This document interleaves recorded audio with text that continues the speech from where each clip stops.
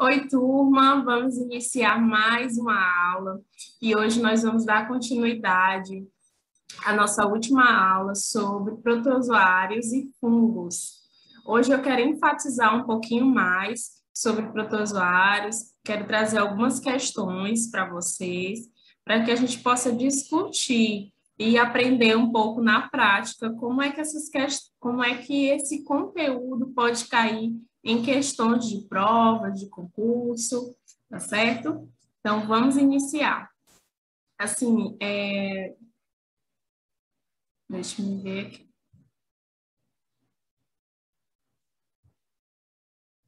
Pronto.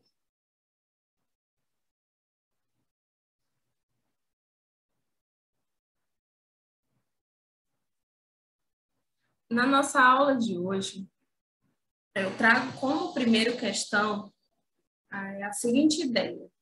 Os fungos são responsáveis por diversas doenças no homem. A respeito das micoses, marca a alternativa correta. As micoses, já ficou até um spoiler aí embaixo no slide, né? Essas micoses, elas são infecções causadas por fungos, que elas vão atingir a pele, unha e cabelo, né? São particularmente frequentes nos trópicos, onde existem condições ideais de calor e umidade, né? Sendo necessário, isso são condições ideais para que esses fungos se desenvolvam, segundo a Sociedade Brasileira de Dermatologia. E aí a questão traz 5 alternativas, onde a letra A diz que essas micoses elas são facilmente tratadas com antibióticos, quando na verdade o antibiótico ele é utilizado para bactérias, fungo não é bactéria, micose. Micose é fungo, né? Fungo não se trata com antibiótico, tem que ser com antifúngico. Letra B diz, podem ser combatidas pela ação de agentes antirretrovirais como o AZT. Também não é vírus, então não tem a necessidade de se usar um antirretroviral. Podem ser evitadas pela diminuição da umidade das áreas afetadas. D, são doenças autoimunes. E E, são causadas somente por fungos unicelulares. O gabarito é letra C, podem ser evitadas pela diminuição da umidade das áreas afetadas. Por que eu disse que era spoiler, né? Porque a maior condição ideal, o maior fator de contribuição para o surgimento de fungos é exatamente essa umidade das áreas do corpo. Então, sendo assim, a gente geralmente, quando está estudando para concurso ou para alguma prova que tem, e essa questão de múltiplas escolhas, a gente precisa se atentar e trabalhar de uma forma por eliminação. Eu disse que não era antibiótico, não era antirretroviral, mas aí a letra C, ela já trouxe diminuição da umidade das áreas afetadas. Ele melhor, né? Podem ser evitadas. Como é que pode ser evitadas as micoses? Com a diminuição da umidade das áreas afetadas. Então, pronto, chegamos na nossa questão-chave, né? Claro que no momento da prova a gente não vai parar aqui e continua, né? São doenças autoimunes. Não. Claro que a imunidade está relacionada com o surgimento de fungos, mas ela não é caracterizada como uma doença autoimune. São causadas somente por fungos unicelulares? Também não. Quais são os hábitos que a gente precisa desenvolver para diminuir essas micoses?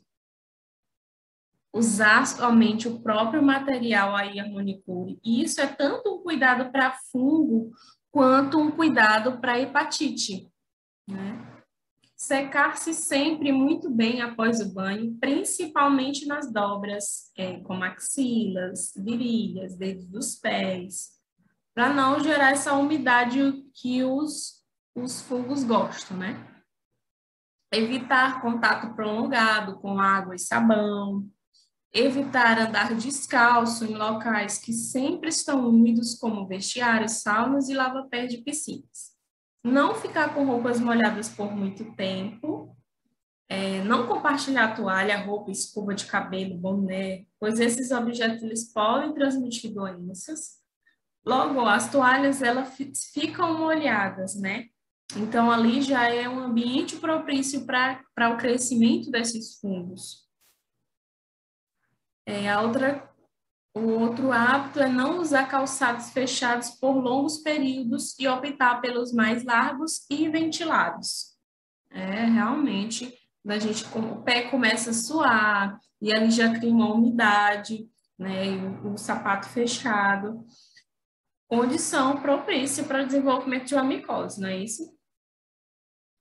Outro hábito é evitar roupas muito quentes, justas, e aquelas feitas em tecidos sintéticos, pois não absorvem o suor, prejudicando a transpiração da pele, né? Você transpira e aí a roupa não transpira para a roupa, fica na pele e aquela região da pele vai ficar úmida.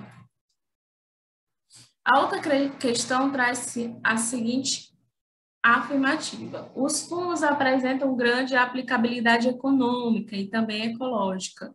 Nós sabemos que, nós vimos isso na aula passada, que os fungos, eles estão presentes em bebidas, em álcool, né? Nós vimos a utilidade benéfica dos fungos, né?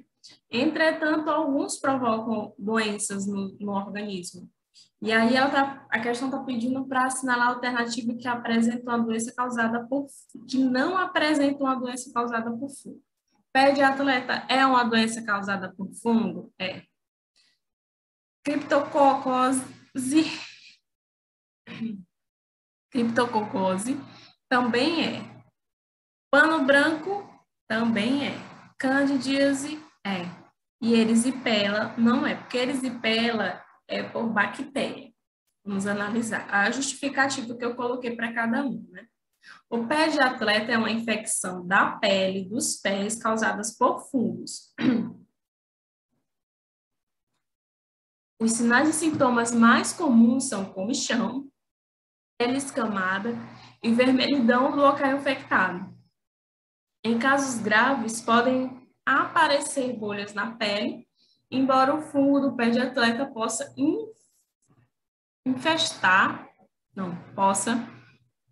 infectar qualquer área do pé. Geralmente cresce entre os dedos, pé de atleta, e a segunda área mais comum é a planta do pé.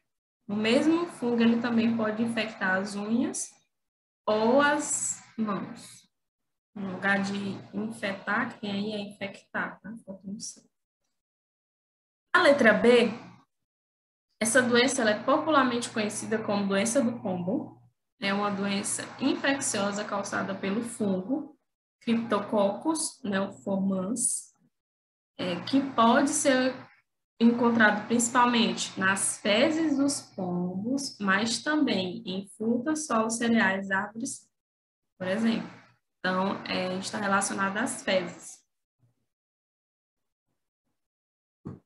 O pano branco é uma micose de praia ou uma pitiríase vesicolo, como os especialistas chamam.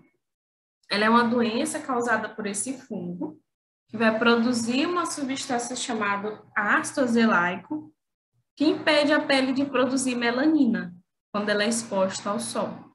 Então, assim, nos locais onde o fungo está, a pele não fica bronzeada, como o resto do corpo, levando ao surgimento dessas pequenas manchas brancas.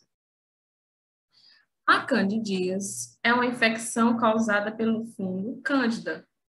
Ela é famosa porque ela afeta órgãos genitais femininos, também pode atingir os masculinos, levando vermelhidão, dor, coceira vaginal. A doença, porém, não é restrita às mulheres, como eu acabei de dizer, né? Também existem casos de candidíase em homens, que podem aparecer na pele, unha, garganta, boca e até na corrente sanguínea. E a erisipela, como eu falei, é uma infecção causada geralmente pela bactéria. E o nome da bactéria é Streptococcus Fiochentes. Aqui são imagens. Gente, todas essas imagens eu utilizo pesquisando no Google Imagens, tá? Me perdoem, ficou faltando a fonte, mas prometo que vai acontecer, tá bom? Enfim, essas são as imagens que eu capturei, que eu encontrei sobre cada uma das alternativas anteriores, né? A primeira, à esquerda, né, na parte superior, é um pé de atleta. A segunda, na parte inferior do lado esquerdo, é a doença do pombo, a criptococose. E a primeira, do lado direito, é um pano branco. E a segunda, do lado direito, é a candidíase, né? As placas brancas na vagina e as bolhas no pênis. E também uma língua, porque pode aparecer na região oral, no sistema digestivo. Esse foi um exemplo bem mais prático que eu encontrei.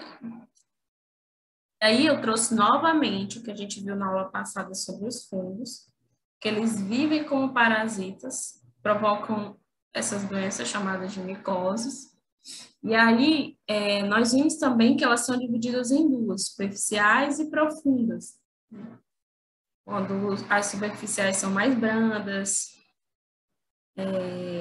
um grande exemplo a gente viu nos slides anteriores, candidíase, pitiríase, pé de atleta. Existem as profundas. As profundas, elas atingem órgãos internos.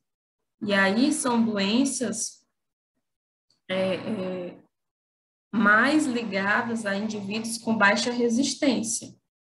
Essa expressão, aidéticos, não existe mais, tá, gente? Essa é uma expressão ultrapassada. Eu trouxe também para a gente falar disso.